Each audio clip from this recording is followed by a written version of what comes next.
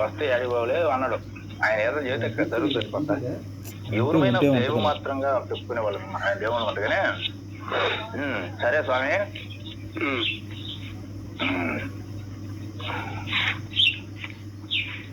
1 నుంచి 108 లోపల ఎంత? 9 అన్నాను కదా. రైట్. ఓం నమ శివాయ. తర్వాత ఇది పేసు ఎర్సింగ్ ఒకటి ఉంది. 1 నుంచి 16 లోపల 1 నుంచి 16 లోపల ఇంకొక అంకె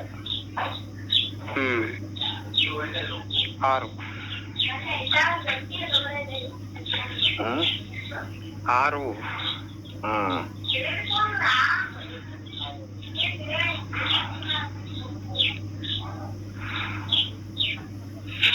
సరే, ఇది ఎట్టుందా? ఏందో కొంత బలం కనపడుతుంది. మళ్ళీ మనదాని మెరుగు చూసుకుందాం.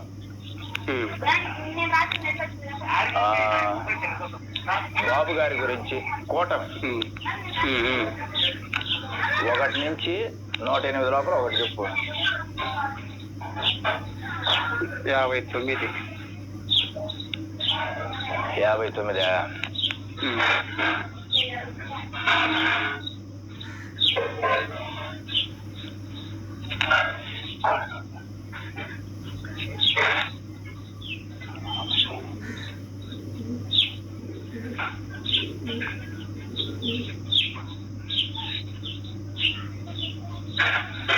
ఒకటి నుంచి 16 లోపల ఒకటి చెప్పు. 4.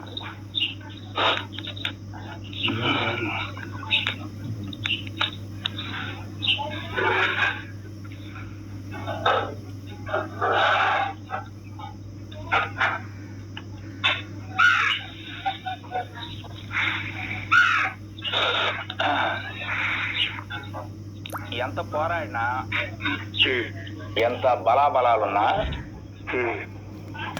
మనం కారణం ఏదైనా కానీ ఏంటంటే కొందరిలో వ్యతిరేకత ఉన్నా,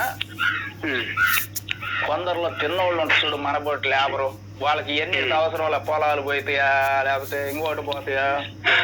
అది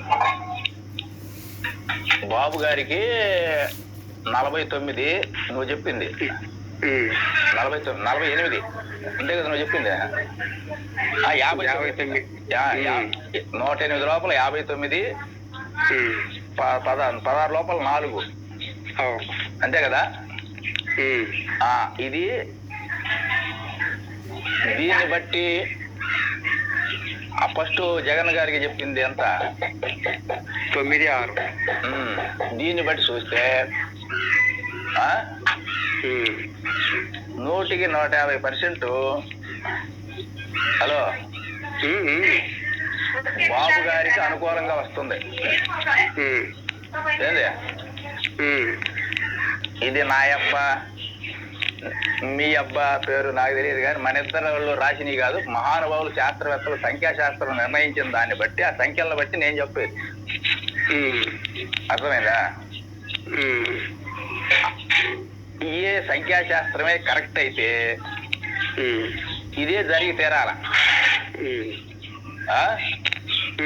ఇప్పుడు నువ్వు నేనేం మనం దేశం మీద పోయి మనసులో హృదయాల్లో పోయి మనం చూడాల. ఈ అందరి హృదయాలు కూడా ప్రకృతికి అనుసంధానం అయి ఉంటది.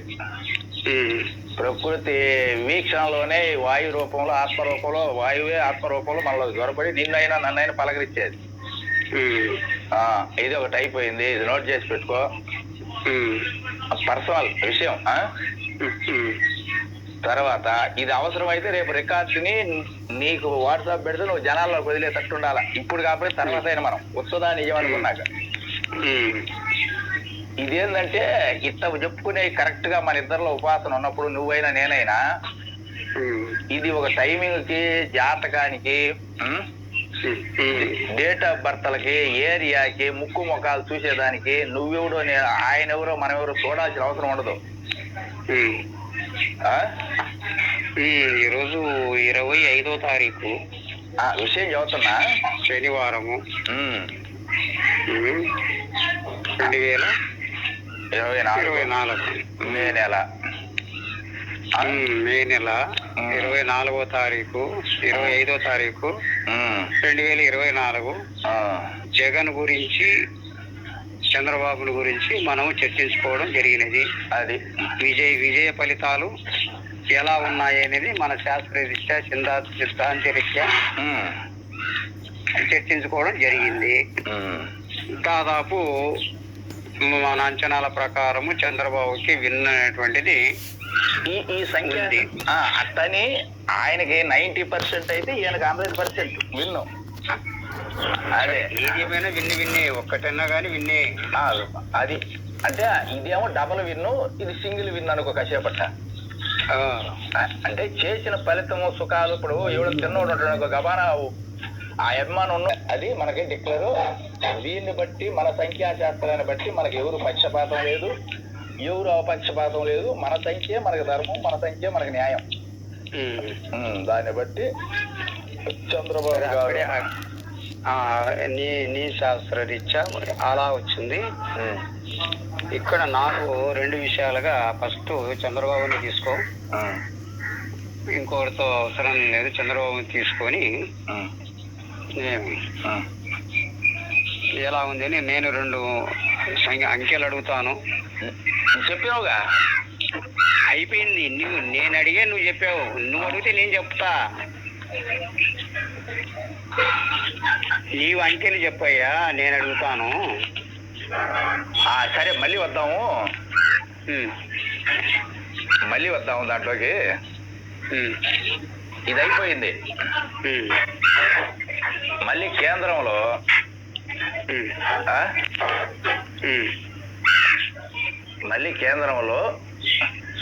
కాంగ్రెస్ ఏమన్నా బలం పుంజుకుంటుందా లేదా? దాని మీద 108 లోపల ఒక అంకె చెప్పు. 63.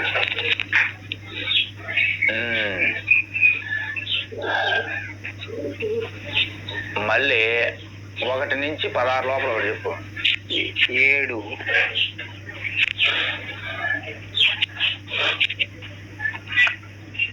దీన్ని బట్టి 63 అంటే కాంగ్రెస్ మళ్ళీ కేంద్రంలో 2024లో విన్ అవుతుందా లేదనే దాని మీద మనం అంటే అధికారంలోకి వస్తుందా రాదని మనం చూసుకొని చెప్పుకుంటుంది. దాని మీద 63, తర్వాత 7. అదేనా? నాకు తెలిసి 100కి 150% ఈ పీరియడ్ కూడా కాంగ్రెస్ లేదు. మళ్ళీ మోడీని అధికారంలోకి వచ్చేది.